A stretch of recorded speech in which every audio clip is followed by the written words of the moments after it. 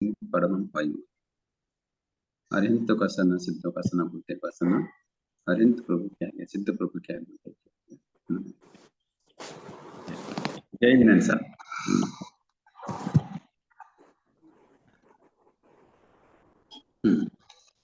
Class चल रही है कंटिन्यू नव तत्व के बारे में।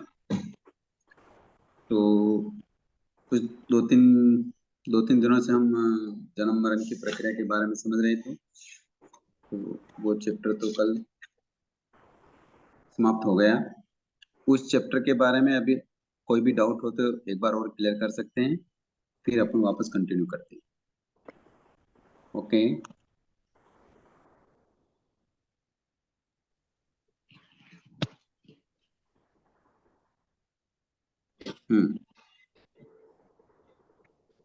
Okay okay sir. किसी को कोई डाउट है तो डाउट क्लियर करते हैं पहले।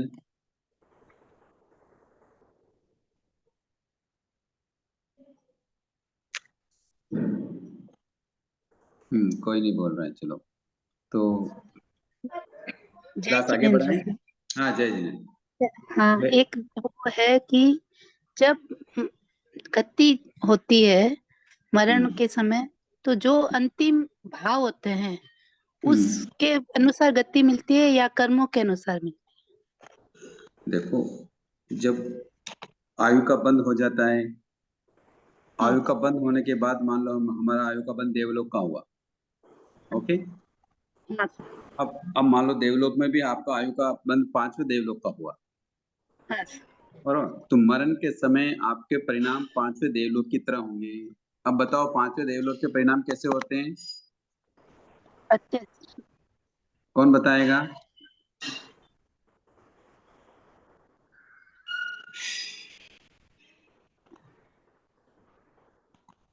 पांचवें देवलोक में लेशा कौन सी होती है? दीपमाला जी बताओ। पदम लेस्ती है। दीपमाला जी बताएंगे। तीन शुक्ल लेशा तो होती हैं तीनों, विषय होती है ना सर। आप बताओ। तेजो पद्म शुक्ल। नहीं, 5वें देवलोक में तेजो कौन सी पद्म होती है? शुक्ल। पदम लेशा। हाँ पद्म कौन बोला ये? आशा अग्रवाल। हाँ अग्रवाल। पद्म लेशा होती है। तीसरे चौथे पांचवें देवलोक में कौन सी लेशा होती है? पदम लेशिया। पद्म लेशा होती है। छठे देवलोक से आगे शुक्ल लेशा होती है। तो अब हाँ जो प्रश्न ये था कि जैसे हमारे मरण के बाद जो गति होती है और उसमें जो परिणाम होते हैं उसके अनुसार गति होती है क्या, यही प्रश्न था ना आपका? हाँ सर। हाँ, किंतु उसके अनुसार गति नहीं होती है, गति तो पहले ही बंद कर ली है। उसके अनुसार उसके अनुसार आपके मरण के बाद परिणाम वैसे आते हैं। ये तो देवलोक की बात होगी। मान लो नरक का बंद हो गया, हाँ पहले नरक में जाना है।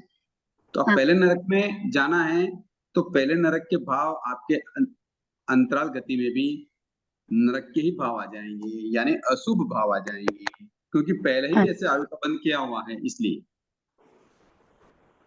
अच्छा। नरक गति के कारण मतलब मरने के बाद जो भाव आते हैं उसके अनुसार गति नहीं होती, गति तो पहले ही बंद हो जाती है।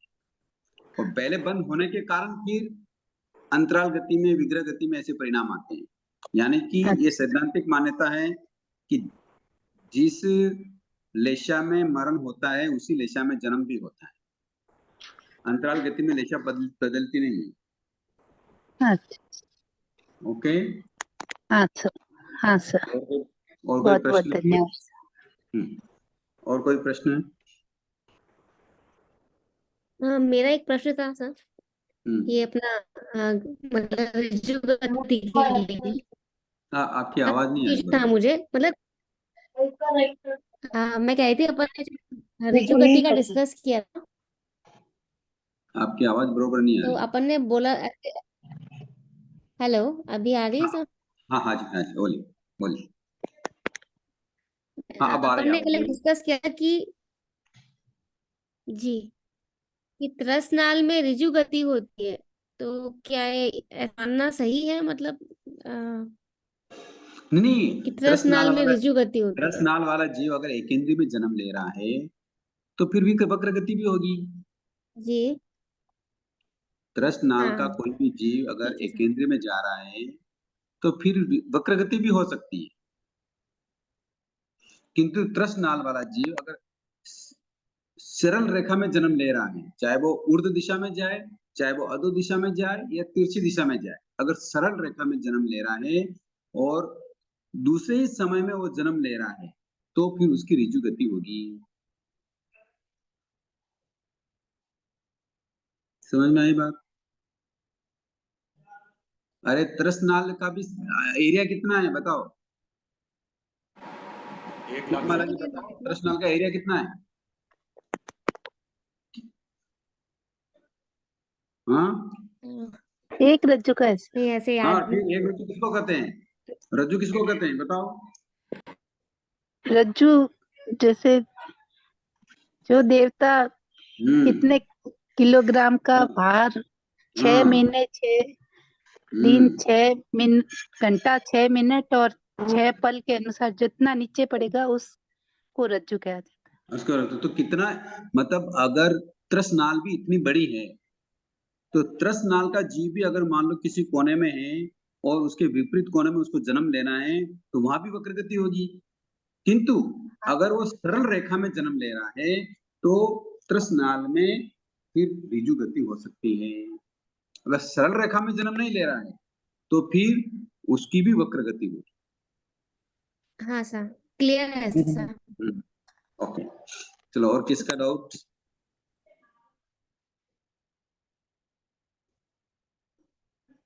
ओके, चले आगे। जीव तत्व के बारे में समझ रहे हैं हम। तो जीव तत्व के बारे में हमने अस्थावर जीवों के बारे में, पृथ्वी का है, अप का है, तेव का है, वायु का है, वनस्पति का है, इन सब के बारे में बहुत ही डिटेल से हमने बात करी, समझ लिया। उनके बारे में तरह तरह से हमने चीजें समझी। अब नेक्स्ट चलते हैं। अब नेक्स्ट आ जाता है त्रस्काय। त्रिंज गति के बोल चल रहे हैं जीव हाँ, तत्व में। तो त्रस्काय, त्रस्काय किसे कहते हैं?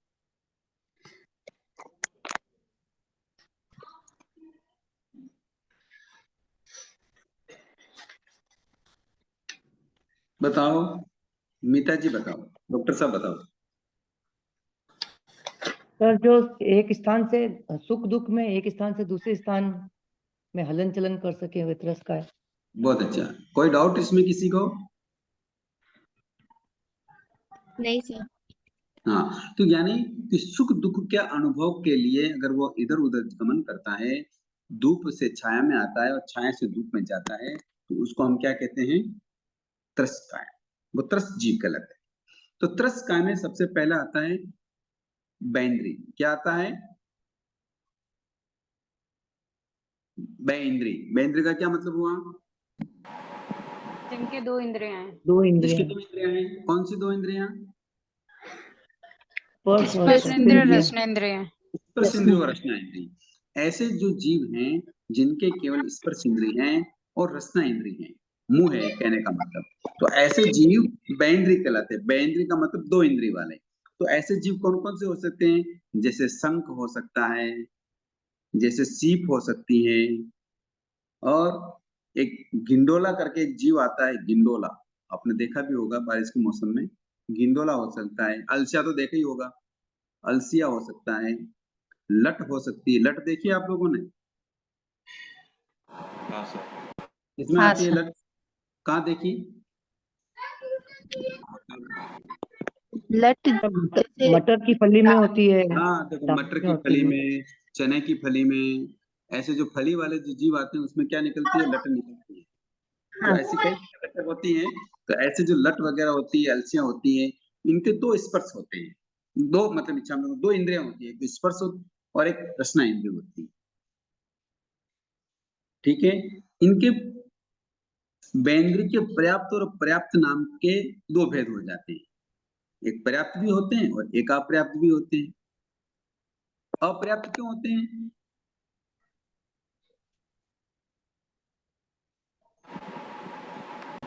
सर जन्म लेने से लेकर पर्याप्ति ग्रहण करने तक के बीच की अवस्था वो अपर्याप्त अवस्था होती है। अपर्याप्त कहलाती है, इसलिए वो अपर्याप्त कहलाते हैं।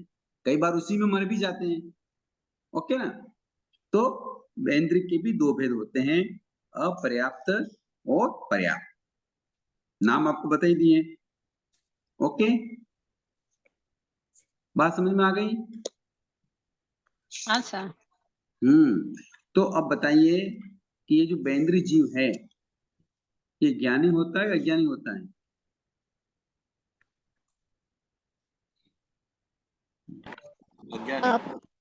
अपर्याप्त में तो ज्ञान भी रहता है, पर्याप्त रहते ही वो अज्ञान मिथ्या दृष्टि हो जाता है, देखो आवाज आ अज्ञान हो रही जाता है, डिस्टरबेंस हो रहा है। एक जना बोलो, वापस बताओ क्या बोले। है।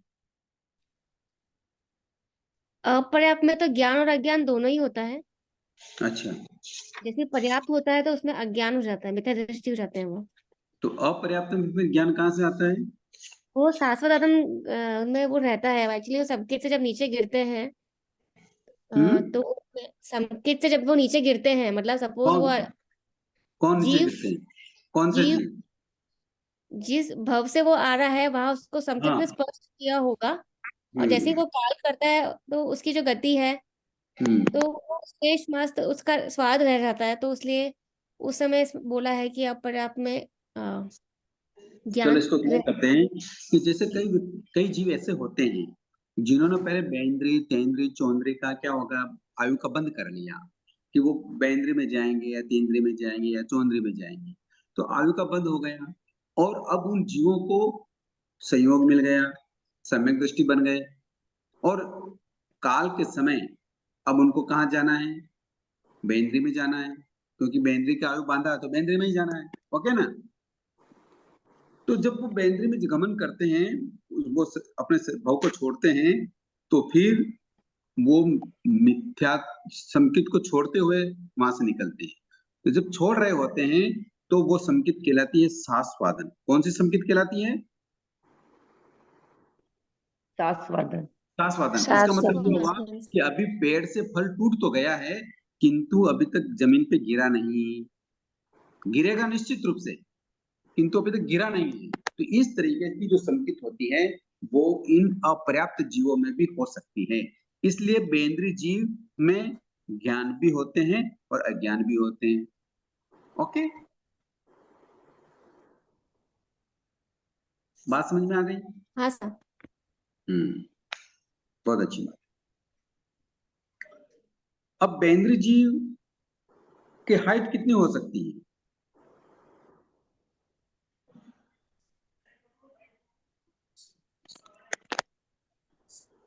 बेंद्री जीव कितने बड़े हो सकते हैं? यानी आगमी की भाषा में कहे तो क्या अवगाहना हो सकती है? 12 योजन। 12 योजन की। बहुत बढ़िया, 12 योजन की अवगाहना हो सकती है। 12 योजन की अवगाहना को सिद्ध करने के लिए क्या फार्मूला है? कहाँ ऐसा वर्णन आया?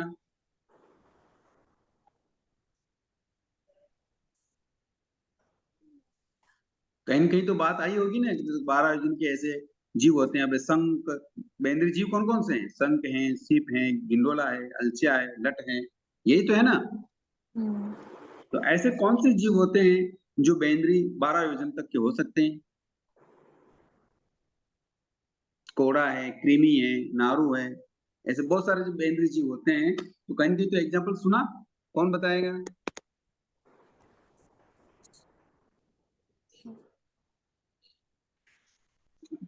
नहीं सुना। चलो बताओ, एक प्रश्न और करते हैं कि चक्रवर्ती की सेना सेना का पड़ाव कितना बड़ा होता है? तो रुचि जी जुड़ गए, अटेंडेंस है कि नहीं है मालूम है। बताओ चक्रवर्ती की सेना का पड़ाव कितना लंबा होता है? सुना कभी? नहीं सुना। संदीप जी क्या? संदीप भैया?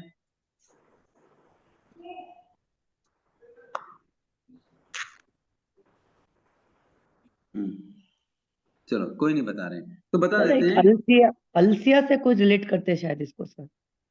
हम्म अलसिया, कोई अलसिया से हाँ, अलस्य लंबा होता है, बरोबर है। अलसिया की ही वहाँ वर्णन आता है कि जैसे चक्रवर्ती जो होते हैं उनकी सेना का पड़ाव लगा हुआ होता है, वो भी 12 योजन का होता है। कितना योजन का होता है? 12 योजन का। 12 योजन का होता है। और जब चक्रवर्ती दीक्षा नहीं लेते हैं और उनके आयुष का समय आ जाता है और उनकी पुनवानी हल्की हो जाती है, मंद पड़ जाती है, तब उनकी ये 12 योजन की लंबी विशाल सेना उस अलसे के कारण, अलसे क्या होता है? मिट्टी खाता है, तो नीचे से जमीन पोली कर देता है और पूरी की पूरी सेना उस खड्डे में क्या हो जाती है? समा जाती है। तो इस तरीके से आगम में वर्णन आया है कि बेंद्र की स्थिति क्या, अवगणना क्या होती है? 12 योजन की होती है। ओके, हाँ सर। बहुत बढ़िया। चलो और एक दो प्रश्न कर लेते हैं बेंद्र के जीव के बारे में। अच्छा, बेंद्र के जीव में योग कितने होते हैं? योग कितने होते हैं?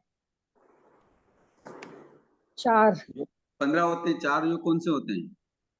एक वचन का 3 काया के। हाँ, वो आप बता दिए हैं। अच्छा ठीक है, हाँ तो वो तो बहुत अच्छी बात है, तो 4 योग पाते हैं। ओके, बहुत बढ़िया, बहुत अच्छी बात। और इनकी उम्र कितनी होती है? स्थिति कितनी होती है?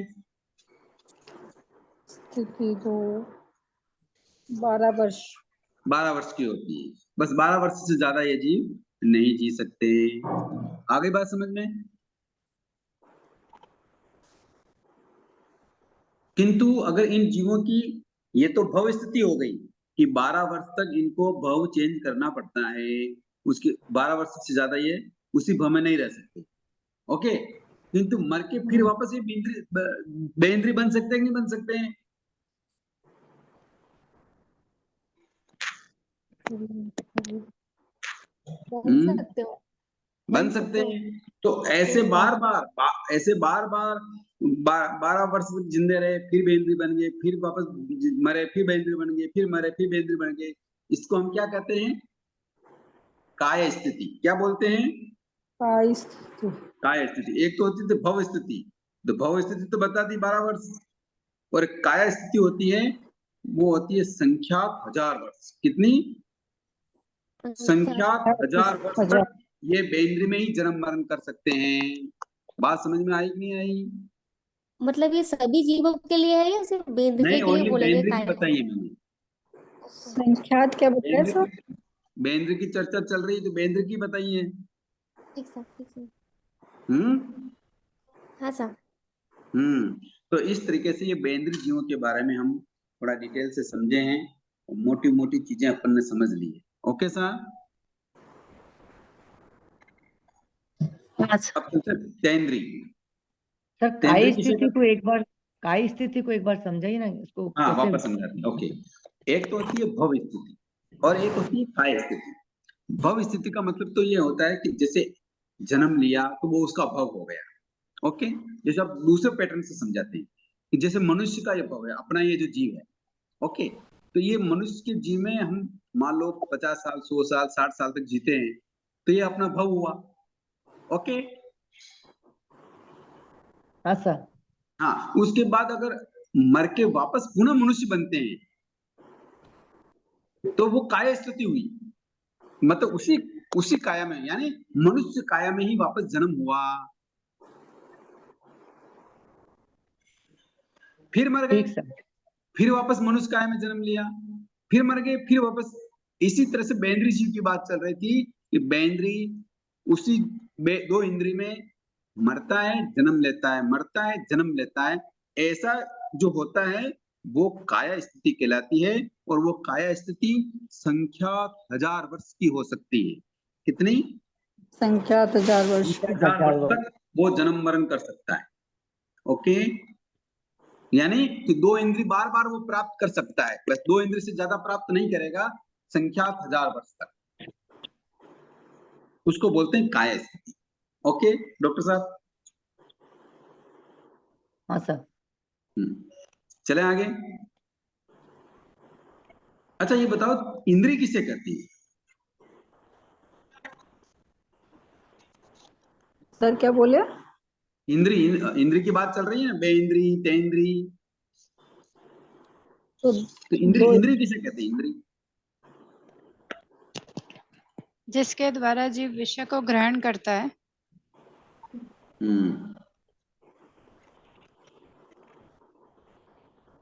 किसके द्वारा ग्रहण करता है? इंद्रियों के द्वारा। इंद्रियां जी तो मुर्दे के भी होती है।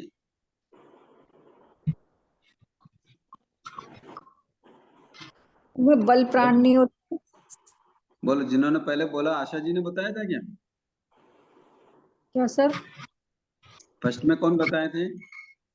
ऐसा हाँ बताओ, उसको क्लियर करो। आप अधूरा बोल के चुप हो गए। मीन्स जिसके द्वारा जीव विषय को ग्रहण करता है, जो भी विषय होता है, जैसे आँख से है, अगर देखने का विषय है तो उसको ग्रहण करता है, तो चक्षु इंद्रिय। तो किससे करता है ग्रहण? बल प्राण से। बल प्राण किससे होता है? सर आत्मा से। आत्मा आत्मा से। आत्मा से। तो आत्मा की बात करो ना कि भाई पांचों विषयों में से किसी विषय का जो ज्ञान कराने वाली आत्म चेतना होती है, और आत्म चेतना के साथ बाहरी पौद्गलिक आकार के साधन को हम क्या कहते हैं? इंद्रिय कहते हैं। जैसे कान दिखाई दे रहा है, आंख दिखाई दे रही है, नाक दिखाई दे रहा है, ये पौद्गलिक साधन है। इनके अंदर जो आत्म चेतना है उसके द्वारा हम किसी विषय को जानते हैं, तो उसको इंद्रिय कहते हैं। ओके, हाँ नहीं सर। समझ में आया? हाँ सर। सबको समझ में आ रहा है? हाँ सर। हाँ, जिसको भी नहीं समझ में आए अपनी जिज्ञासा व्यक्त कर सकते हैं। तो अब तेंद्री की बात चल रही है। तेंद्री का मतलब क्या होता है कि जिसके 3 इंद्रिय होती है, यानी स्पर्श इंद्री, रसना इंद्री और घ्राण इंद्री, यानी नाक भी आ जाता है। इसके 3 इंद्रिय होती है, उसको हम तेंद्री कहते हैं। ये भी पर्याप्त और अपर्याप्त के कारण से 2 भेद वाली हो जाती है। ये भी पर्याप्त होती है और अपर्याप्त भी होती है, इसके भी 2 भेद हो जाते हैं। और ऐसे जीव कौन से होते हैं? जैसे जूं होती है, लीच होती है। जूं, सिर में जूं पड़ जाती है, तो ऐसी जूं जूं बनती है, उसके पहले लीक होती है। तो लीक, कीड़ी मकोड़ी, कुंथुआ, दीमक, खटमल, घून, धनेरिया, ऐसे जो 3 इंद्रिय वाले जो जीव होते हैं, कान सलवा, बहुत सारे जीव होते हैं, आगे में कई चीजें नाम बता रखे हैं। तो ऐसे 3 इंद्रिय वाले जो जीव होते हैं उनको हम तेंद्रिय कहते हैं। आई बात समझ में? अरे उल्टा है जी जीन्स। कौन बोल रहा है? तो बात समझ में आ गई कि ऐसे 3 इंद्रिय वाले जीवों को हम तेंद्रिय कहते हैं। ओके, तो कीड़ी मकोड़े की क्या पहचान होती है कि उसके 3 इंद्रिय होती है? वो एक ही तरफ जाते रहते हैं ना, सूंघ के मतलब एक ही तरफ जाने का मतलब, यानी वो उनको गंध आ जाती है। तो जहाँ मतलब कहीं भी ऐसी उनके मीठा है, ऐसा कोई खाने की चीजें होती हैं, तो वो अपने नाक के सहयोग से, गंध के सहयोग से वहां पहुंच जाती है।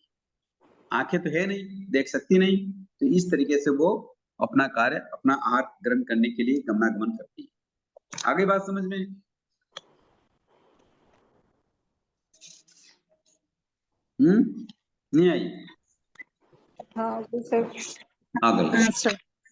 हाँ, तो उसके और प्रश्न कर लेते हैं। तेंद्र के भी, ये भी ज्ञानी होती है, इसके भी अपर्याप्त अवस्था में ज्ञान होता है। तो इसकी अवगाहना कितनी होती है?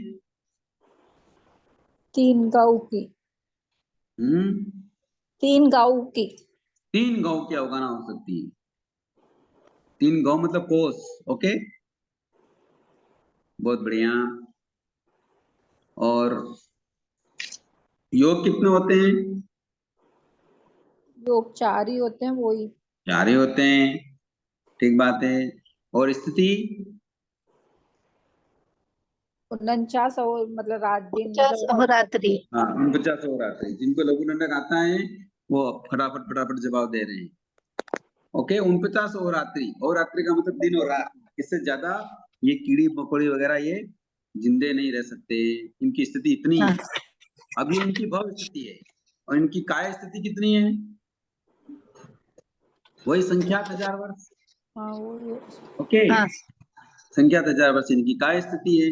तो इस तरीके से ये तेंद्रीय जीवों के बारे में हमने चर्चा चर्चा करी। कोई प्रश्न है, कोई डाउट? सर इनकी आयुष्य तो 49 दिन है, तो काय स्थिति दिन में होगी, वर्ष में ही होगी? 1000 में होगी या वैसे होगी, मतलब ये पूछ रहे हैं। संख्यात नहीं, 1000 वर्ष में वर्ष होगी या सर 1000 दिन में होगी? मतलब दिन एज है इसलिए 49 डेज ही है ना इनकी एज। बहुत अच्छा दिमाग लगाया आप लोगों ने, मुझे बुझा दिया।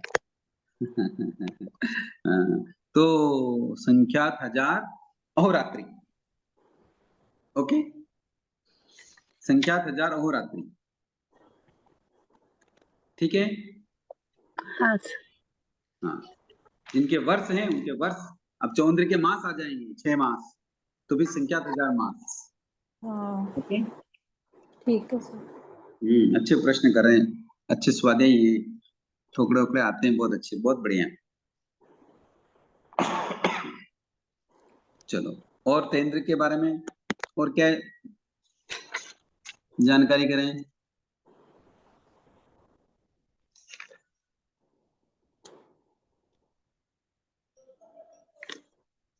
चलो ठीक है, अब बोर्ड तो सब आता ही है लगभग आपको। चौंद्री, चौंद्री किसे कहते हैं? 4 इंद्रिय होती है, मतलब कौन सी? चक्षुंद्रिय और हो गई, चक्षुंद्रिय चक्षुंद्रिय हो गई, स्पर्श इंद्रिय है, रसना इंद्रिय है, घ्राण इंद्रिय है और आंखें भी आ गई, तो चक्षु इंद्रिय हो गई। तो ये 4 इंद्रिय वाले जो जीव होते हैं उनको हम चौंद्री कहते हैं। ओके, ये 4 इंद्रिय वाले जीव भी पर्याप्त भी होते हैं और अपर्याप्त भी होते हैं। ओके, ऐसे कौन से जीव होते हैं, नाम बताइए देखें। मच्छर, मच्छर, बहुत बढ़िया। मक्खी, मक्खी, बिच्छू, बिच्छू, भंवरा, हाँ, भंवरा, टिड्डी, पतंगा, कसारी, भंवरा, पतंगिया, ऐसे अनेक जीव होते हैं जो 4 इंद्रिय वाले होते हैं। डांस, ओके, बहुत बढ़िया। इनकी भी स्थिति 6 मास की होती है और काय स्थिति संख्यात 1000 मास की होती है। इस तरीके से ये भी अपर्याप्त अवस्था में ज्ञानी भी होते हैं, पर्याप्त बनते हैं अज्ञानी बन जाते हैं, मिथ्यात्व हो जाते हैं। इनकी हाइट कितनी होती है? 4 4 गौ के। 4 गौ की। तेंद्र की 3 गौ की है, इनकी 4 गौ की हो गई। स्थिति इनकी 6 मास की है। तो इस तरीके से ये बैंद्री, तेंद्री और चौंद्री, ये 3 जीवों के बारे में हमने समझा। इन 3 जीवों को मिला के क्या बोलते हैं? विकलेंद्रिय। विकलेंद्री। विकलेंद्री क्यों बोलते हैं? विकलेंद्रिय। विकलेंद्री क्यों बोलते हैं? इंद्रियों का अभाव है इसके लिए, पूर्ण हाँ, इंद्रिया नहीं है। पूर्ण इंद्रिय, 5 इंद्रिय नहीं है, इसलिए इनको विकलेंद्री बोलते हैं। ओके, बहुत बढ़िया, बहुत अच्छी बात, समझ में आ गई बात। अब आगे बढ़ते हैं। ये सारे जीव अभी तक बिना मन वाले की बात करें, ओके, और इनके इंद्रियां अलग अलग होती, किसके एक इंद्रिय थी, तो पृथ्वी काय, अपका, तेवकाय, वायुकाय, वनस्पति काय की बात करी, फिर बैंद्र की बात करी, फिर तेंद्र की बात करी, चौंद्र की बात करी। अब हम पंचेंद्र की बात करेंगे। ओके, एक क्वेश्चन है सर, अभी जैसे अपने विकलेंद्रिय की जो डेफिनेशन बोली कि जिनकी पूरी इंद्रियां नहीं है इसलिए इनको विकलेंद्रिय बोला, तो एकेंद्रिय को क्यों नहीं लिया इसमें? मैं ये सोच ही रहा था कोई ये प्रश्न करे तो इसका जवाब देंगे। जी, एकेंद्र के इसलिए नहीं बोला कि उनके एक ही है, 1 से 2 है ही नहीं, इसलिए उनको विकलेंद्र नहीं कहा। इनके 1 से अधिक हो गई और 5 जो पूर्ण पंचेंद्रिय होते उससे कम हो गई, यानी ये बीच में आ गए, इसलिए इनको विकलेंद्रिय बोलते हैं। ओके जी, और कोई कारण नहीं विकलेंद्रिय बोलने का। यानी या तो एक होती तो कोई इनको विकलेंद्रिय नहीं बोलते, क्योंकि इनके एक ही स्पर्श इंद्रिय है, पर एक इंद्रिय से आगे बढ़े, किसी के 2 हो गए, किसी के 3 हो गए, किसी के 4 हो गए, किंतु 5 भी प्राप्त नहीं कर सके, यानी मध्यम दर्जा आ गया, तो विकलेंद्रिय मतलब पूरी इंद्रिय नहीं, विकल मतलब अधूरी, इंद्रिय इनको मिली, इसलिए इनको समझने की दृष्टि से, क्योंकि इन तीनों का कहीं जगह एक जैसा संबंध रहता है। जैसे जैसे एक जैसा संबंध किसमें रहता है, जैसे अपर्याप्त अवस्था में ये ज्ञानी भी होते हैं, सम्यक दृष्टि भी होते हैं, पर्याप्त होने के बाद ये तीनों अज्ञानी भी बन जाते हैं। तो कई जगह इनका एक संयुक्त रूप से इनका वर्णन आता है। ओके, इसलिए इनको साथ में भी कर दिया। और विकलेंद्र कहने का कारण तो वही है कि इनके पूर्ण इंद्रिय नहीं बन पाई, अधूरी में ही ये जन्म मरण करते हैं। बहुत अच्छा, ठीक है, हाँ सर। आगे चलें। अब पंचेंद्र जीवों के दो भेद होते हैं, कौन से? सन्नी और असन्नी। ओके, बहुत अच्छी बात, सन्नी और असन्नी। ओके, बहुत अच्छा। असन्नी किसे कहेंगे? जो बिना मन वाले हैं, जिनके बिना मन नहीं है। जिसके मन नहीं है वो असन्नी, और जिसके मन है वो सन्नी। ऐसे कौन से जीव होते हैं? जल चल स्थल चल खेचर और परिसर भूत जलचर परिसर। थलचर, बहुत अच्छी बात है। जलचर, थलचर, खेचर खेचर, उर परिसर भुज परिसर। और भुज परिसर। बहुत अच्छा, बहुत अच्छी बात। ठीक, संदीप जी क्या बोल रहे थे? नहीं साहब, कुछ नहीं किया। हाँ, तो इस तरीके से ये जो पंचेंद्रिय जीव होते हैं वो दो तरीके के होते हैं, एक तो असन्नी होते हैं, एक सन्नी होते हैं। इस प्रकार ये असन्नी भी पर्याप्त भी होते हैं और अपर्याप्त भी होते हैं। यानी जो ये पांच जीव बताए, जलचर बताया, थलचर बताया, खेचर बताया, उर परिसर बताया और भुज परिसर बताया, ये पांचों असन्नी भी होते हैं और सन्नी भी होते हैं, यानी मन वाले भी होते हैं और बिना मन वाले भी होते हैं। ये अपर्याप्त और पर्याप्त भी होते हैं, तो असन्नी पर्याप्त अपर्याप्त भी होते हैं और सन्नी पर्याप्त अपर्याप्त भी होते हैं। तो यानी कि पांच जो हैं असन्नी के, पर्याप्त अपर्याप्त से 10 हो गए, जो सन्नी है वो भी पर्याप्त अपर्याप्त से 10 हो गए। ओके जी,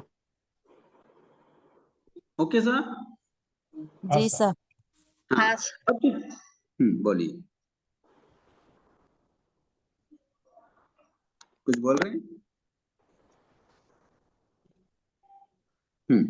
तो ये जो जलचर होते हैं बिना मन वाले, तो जलचर इन्हें इसलिए कहा जाता है कि ये मोस्टली पानी में रहते हैं। किसमें रहते हैं? पानी में। पानी में रहते हैं, जैसे मत्स्य हैं, मछली है, ओके, जैसे मगर है, ऐसे कच्छप है, कछुए मतलब, ऐसे कई जीव हैं जो जल में रहते हैं। ये बिना मन वाले भी होते हैं और मन वाले भी होते हैं। जिसके मन नहीं होता वो असनी होते हैं, जिसके मन होता है वो सन्नी होते हैं।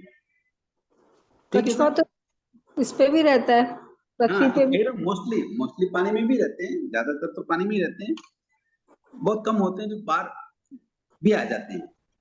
तो ये जल में रहने वाले जीव ज्यादातर पानी वाले ही जीव। ओके जी। गुरु जी मन है, अच्छा मैं दुकड़ा, मन है मतलब सन्नी है या असन्नी है, उसकी पहचान कैसे करेंगे?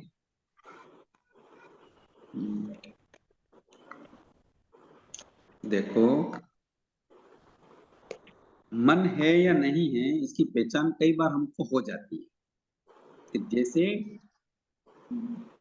कई बार ऐसे सर्प होते हैं, जैसे उर परिसर को बोलेंगे उनको, तो ऐसे सर्प होते हैं कई बार हमारे घर में घुस जाते हैं, तो कई बार उनको उपयोग नहीं रहता, किधर निकलना होता है, और बिना उपयोग के वो इधर उधर दौड़ते रहते हैं, जबकि उनकी आंखें होती है, वो कान से भी सुनते हैं, लकड़ी की आवाज अगर ठक ठक करेंगे तो वो सुनेंगे भी सही, किंतु तत्काल उपयोग नहीं लगता कि वो किधर से आए थे और किधर जाना है। और कई सर्प ऐसे होते हैं उनको पता होता है कि किधर से मैं आया हूं और किधर जाना है। ये मोस्टली गांवों में जल्दी से समझ में आ जाती बातें, अब शहरों में तो ये चीजें देखने को भी कम मिलती है तो पता नहीं लगता है, किंतु ये इसकी पहचान होती है मोस्टली। बाकी तो हम ऐसे डायरेक्ट तो पहचान नहीं पाते मन वाला है बिना मन वाला है यूं। जैसे कोई मेंढक होता है, पंचेंद्रिय होता है, तो जैसे अभी बारिश के दिनों में वो जल्दी से बाहर निकल जाते हैं, तो वो जल्दी से बाहर निकल के वो टटर करने लग जाते हैं, वो बिना मन वाले होते हैं, असन्नी होते हैं, और उनका जन्म भी समुच्चय जन्म होता है। ओके, इस तरीके से पहचान सकते हैं। अभी जैसे अगर गाय या भैंस इनको ले तो इनमें से कैसे पहचानेंगे? क्योंकि अक्सर जैसे अपन रास्ते में कहीं जा रहे हो, गाड़ी हो, हॉर्न बजाते, कुछ हट भी जाते, कुछ नहीं हटते हैं, लेकिन हमें कैसे हॉर्न पता बजा तो पड़े कान कि से वो सुनते हैं, वो हॉर्न बजाएंगे तो कान से सुनते हैं, सामने आएंगे तो आंखों से देखते हैं, किंतु उपयोग में मंदता रहती है, ज्यादा उपयोग मन से ही लगता है। आप जो सन्नी की बात करते हैं, जो हम भी सन्नी है जैसे मान लो, तो मन वाला व्यक्ति ज्यादा विचार कर सकता है, उपयोग लगा सकता है, बिना मन वाला उपयोग ज्यादा नहीं लगा सकता। क्योंकि कई बार होता है कि आपको मान लो अगर अनुभव हो, तो जैसे गाय की बात करी आपने, तो हमें एक बार ये अनुभव हुआ कि हमारे घर में गाय लाए, तो गाय लाए तो हम उसको पहले चोपे में छोड़ते थे। क्या बोलते थे आपके इधर? चोपे बोलते हैं। दिन में गाय चरने जाती, सुबह सुबह छोड़ने जाते हैं ना अपन, फिर खेतों में चर के वापस शाम को आती है। आपको उधर कोई वो एक नहीं मालूम है, बहुत दिनों को मालूम होगा, तो हमारे मेवाड़ में उसको चोपा बोलते हैं, कि चोपे में छोड़ के आते हैं। तो कई बार हम उसको गाय को छोड़ के आ जाते, क्योंकि उसको समझ नहीं रहती कि किस रास्ते से मैं घर से निकली थी, तो वो फिर भटकती फिरती है, कभी किसी खेत में चली जाती है, कभी किधर चली जाती है, उसको ढूंढ के लाना पड़ता था। तो उस समय तो इतनी समझ नहीं थी कि उसको क्यों ढूंढ के लाए, पर जब ये चीजें समझने लगे हम भगवान की वाणी को, तो फिर समझ में आती है कि चलो उसके हो सकता है मन नहीं हो। तो इस तरीके से हम समझ सकते। कई बार फिर महीने भर तक हम उसको लाते रहे, तो फिर उसको थोड़ा रास्ते का अनुभव हो गया, तो वो फिर वो घर आने लग गई बरोबर। तो इस तरीके से समझ सकते हैं। बाकी तो मोस्टली अपन भी छदमस्त है, इतनी बात नहीं समझ सकते। ओके, और एक था गाय जो वो घास और खाती है ना, ऊपर ऊपर का इतना ही खाती है, जड़ निकाल के नहीं खाती, तो वो समझ में आता है कि इसका मन है, इसके लिए ऊपर ऊपर का ही खा रही है। वो तो दोनों गाय इससे ऊपर के खाती है। वो तो मन वाली भी ऊपर से ही खाएगी, और बिना मन वाली है तो भी ऊपर से ही खाती है, ऐसा ही देखने को मिलता है। ओके, बिना मन वाले भी ऊपर से ही खाती है। हाँ, वो जड़ से नहीं निकालती, क्योंकि ये खाने की प्रक्रिया जो है ना, वो प्रक्रिया देख के की जाती है। जैसे मान लो उसकी माँ बच्चा है, तो उसकी माँ कैसे खा रही है, जैसे काट के खा रही है, घास को काट के खाती है, खींच के नहीं खाती है। घास को जैसे मुंह में लेती है तो उसको बाइट कर लेती है, उसको उखाड़ती नहीं है। और गधे वगैरह जो दूसरे जानवर हैं, वो क्या करते हैं, तो उसको मुंह में लेके खींच लेते हैं, तो वो जड़ से निकल जाती है। तो ऐसे गाय नहीं करती, ऐसे गाय और भैंस है ऐसे नहीं करती। ओके, जैसे गाय है, भैंस है, घोड़ा है, ये चीजें बाइट करके खाते हैं चीजों, घास को। Okay, okay. तो इस तरीके से पंचेंद्रिय जीव दो तरह के होते हैं, एक असन्नी होते हैं और सन्नी होते हैं। दोनों की चर्चा एक साथ कर रहे हैं। तो जो जलचर में रहते हैं वो जलचर कहलाते हैं, उनके मन भी होता है तो वो सन्नी कहलाते हैं, नहीं होता तो असन्नी कहलाते हैं। ओके, तो अब जलचर के बारे में कुछ बात करते हैं, फिर अपन थलचर के बारे में बात। तो जलचर के बारे में जो जीव हैं, जो जल में रहते हैं, उनकी स्थिति के बारे में बात करते हैं। तो बताइए कि उनकी अवगणना कितनी होती है? जलचर क्या होता है? 1000 योजन। 1000 योजन की होती है। बहुत बढ़िया। चाहे वो सन्नी हो या असन्नी हो, मन वाला हो या बिना मन वाला हो, दोनों की 1000 योजन तक की हाइट्स हो सकती है। ओके सर, विक्रम साहब, ये सब चीजों को याद करना पड़ेगा क्या, ये अवगाना और ये सब आयुष और ये सब? मेरी कोई क्लास फॉर्मूले याद से? करने वाली नहीं है, मैं कोई एग्जाम नहीं लूंगा आपका। नहीं सर, आप एग्जाम नहीं लेंगे, पर ये हमेशा याद रहना चाहिए या नहीं रहा तो रहना चलेगा? चाहिए, इसके उपयोग लगना चाहिए कि भाई ये चीजें कैसे होती हैं, कितने लंबे होते हैं, अगर मान लो कई बार हम किसी चीज को देखकर डाउट्स कर लेते हैं, क्या ऐसा तो होता है क्या, ऐसा कभी नहीं हो सकता। तो अगर अब हम ऐसी चीजों पर डाउट्स करने लगेंगे तो फिर भगवान की वाणी पे डाउट्स करेंगे, क्योंकि कई बार चीजें हमारे समझ में नहीं आती, सदमस्त हैं, हमने देखी हुई भी नहीं है, अनुभव भी नहीं की है, तो ऐसी चीजों पे भी हमें श्रद्धा नहीं होती। ओके, जैसे मान लो कहते हैं डायनासोर इतने लंबे होते थे, इतने लंबे चौड़े होते थे, कि ऐसे भी हो सकता है क्या? तो इस तरीके से हमें डाउट्स नहीं हो, ये बात समझनी है, क्योंकि भगवान की वाणी पर शंका करना दर्शन को दूषित करना है, इसलिए हमको समझना जरूरी है। अब याद रख सकते हैं तब तो बहुत ही अच्छी बात है, नहीं रख सकते हैं तो भी समझनी चाहिए, और ये समझना ही स्वाध्याय है। ओके जी। हाँ सर। ठीक है सर, याद हुए तो बहुत अच्छी बात है, पर अपन जो क्लास चला रहे हैं इसमें कोई टेस्ट होने वाला नहीं है, बातों को कंप्लीट यही समझना है, डायरेक्ट याद करने की बात नहीं। अगर आप और याद करना चाहें तो बहुत अच्छी बात है, करना ही चाहिए। और याद करने का सबसे सरल तरीका मैं बता सकता हूँ, किसी को याद करना है क्या? हाँ सर, वही मैं पूछ रही थी, कोई फॉर्मूला हो तो बता दीजिए आप। फार्मूला है, बहुत अच्छा फार्मूला है हाँ वो बता कि दीजिए सर। अगर आपने कोई चीज याद की है तो आप किसी दूसरों को सिखाइए, तो आपको याद रहेगी कंप्लीट, नहीं भूलेंगे कभी भी। अच्छा। अगर दूसरों को नहीं सिखाएंगे, केवल खुद ने याद करके रख ली और उसको फेरेंगे नहीं, तो बहुत जल्दी आप उसको भूल भी सकते हैं।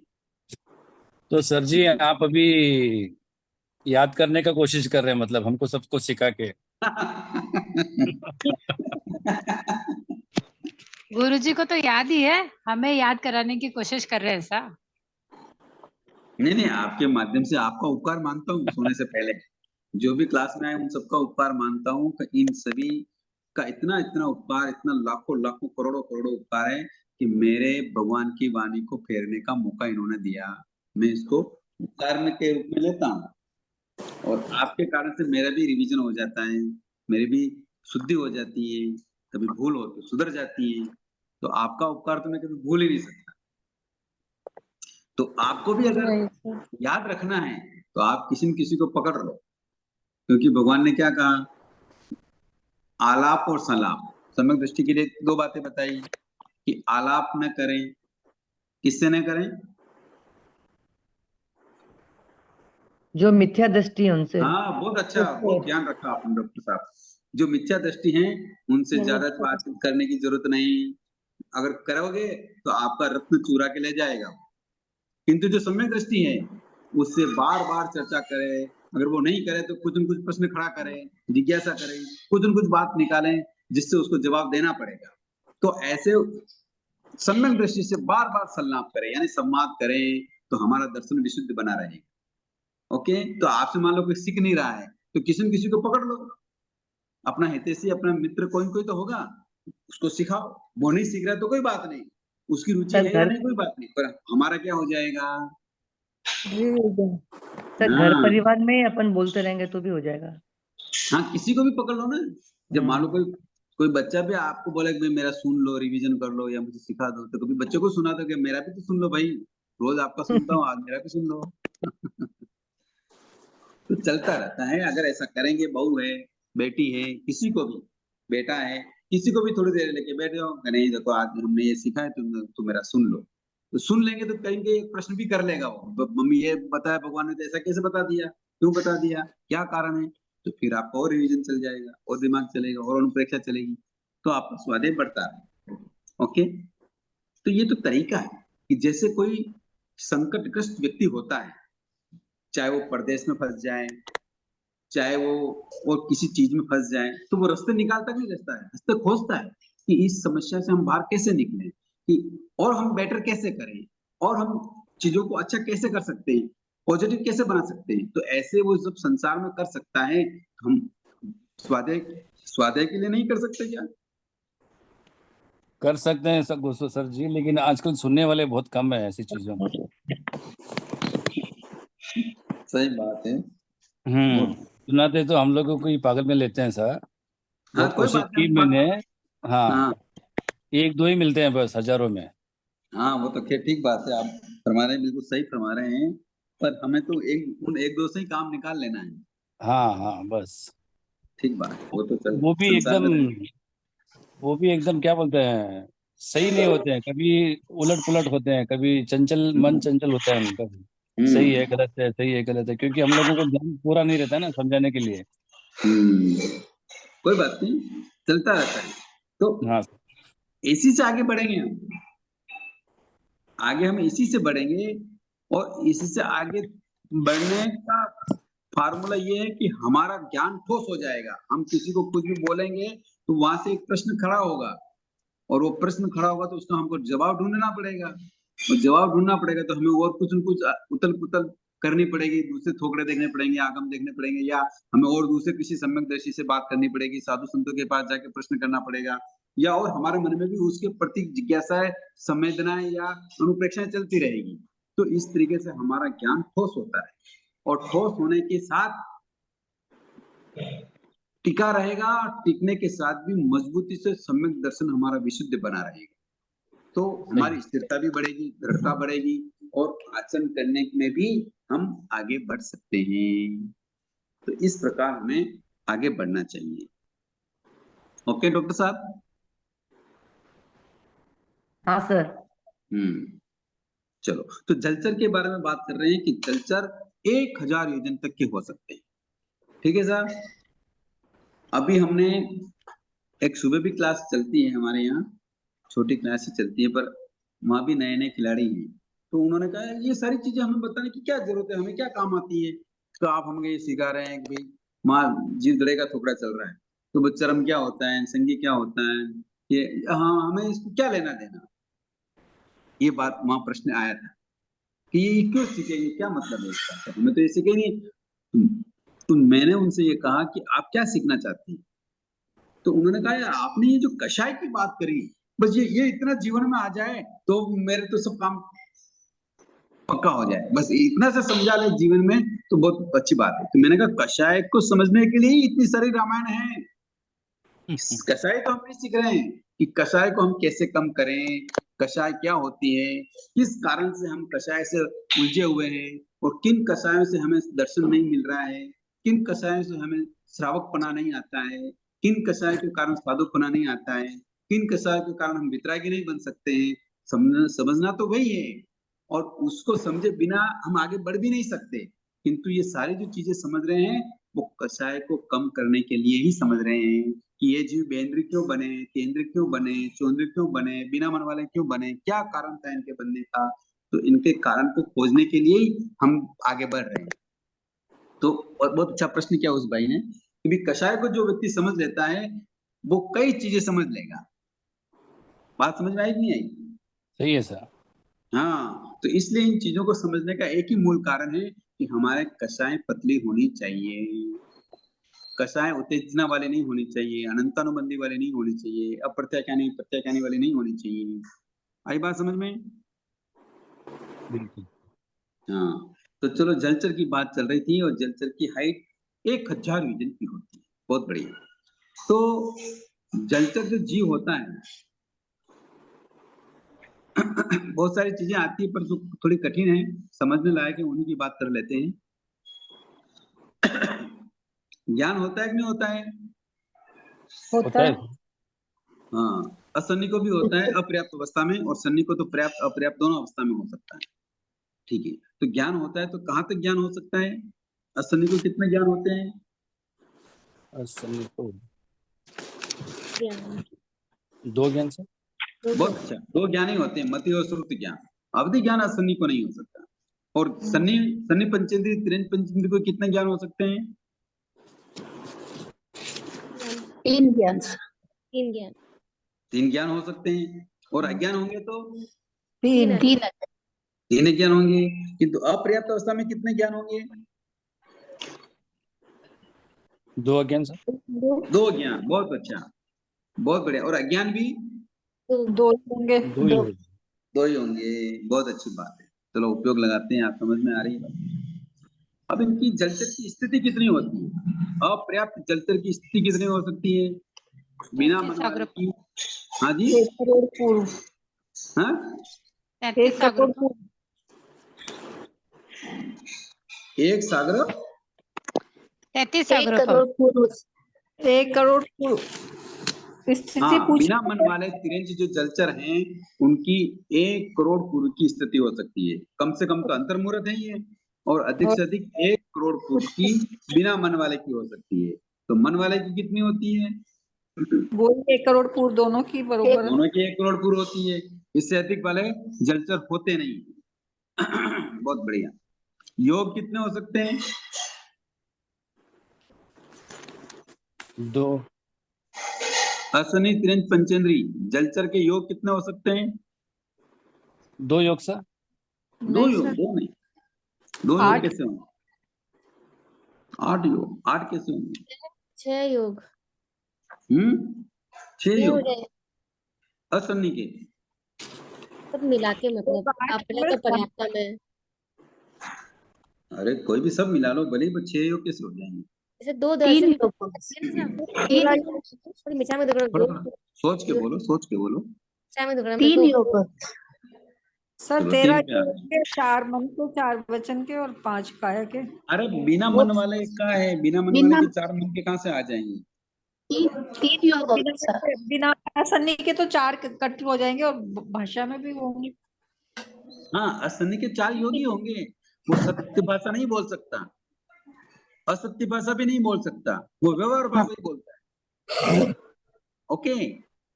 और औदारिक औदारिक मिश्र और कार्बन का आएगा योग, ये 4 ही होते हैं। 4 हाँ, होंगे। 4 योग। बिना मन वाले असन्नी पंचेंद्र के 4 योग होते हैं। तो सन्नी के कितने होंगे? 13 योग। 13 हो सकते हैं। बहुत अच्छी बात है। कौन से नहीं होंगे? आरक आरक मिश्र क्यों नहीं होंगे? साधु ही कर पाते हैं वो वो साधु साधु। के होते हैं। बहुत बढ़िया। चलो बहुत अच्छी स्थिति में है हम सब लोग, बहुत अच्छी बातें आप समझ रहे हैं, सीख रहे हैं। तो अभी हमने पंचेंद्र के असन्नी और सन्नी के जलचर की बात करी, और इसके बारे में हमने बहुत अच्छी विस्तार से समझी। तो बताइए कि ये जो जलचर की स्थिति बताई हमने 1 करोड़ पूर्व की, ये तो भव स्थिति हो गई। अब इसकी काया स्थिति भी बता देते हैं कि काया स्थिति कितनी होती है। ओके ना?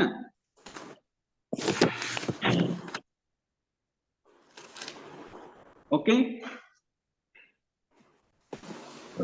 कोई अच्छा, हाँ हाँ। तो जो भी असनी तिरंज पंचेंद्री हैं, उन सभी समूर्छित जीवों की काया स्थिति 7-8 ग्रहण करना चाहिए। यानी 7-8 बार ही वो कंटिन्यू जन्म ले सकते हैं, इससे अधिक नहीं। मतलब 7 बार ही, 7-8 तो गर्भस्थ जीवों की, मतलब मन वाले जीवों की 7-8 होती है, और बाकी समूर्छित जीवों की जो स्थिति होती है वो 7 जन्म कर सकते हैं कंटिन्यू बिना मन वाला। बार बार जलचर में बिना मन वाला जन्म लेगा, फिर जलचर मर के जलचर में जन्म लेगा, बिना मन बनेगा। ऐसे करते करते वो 7 बार कंटिन्यू जन्म ले सकता है। 8वें बार में वो तो अन्य काया में चला जाए। ओके तो सर? सर इनको जो स्थिति है उनको 7 से मल्टीप्लाई कर दे मतलब उत्कृष्ट के लिए। स्थिति 7 जन्म बता दी है, स्थिति नहीं बताई, 7 जन्म बता दी है कि 7 बार जन्म लेगा। अब स्थिति तो बताई दी आपने।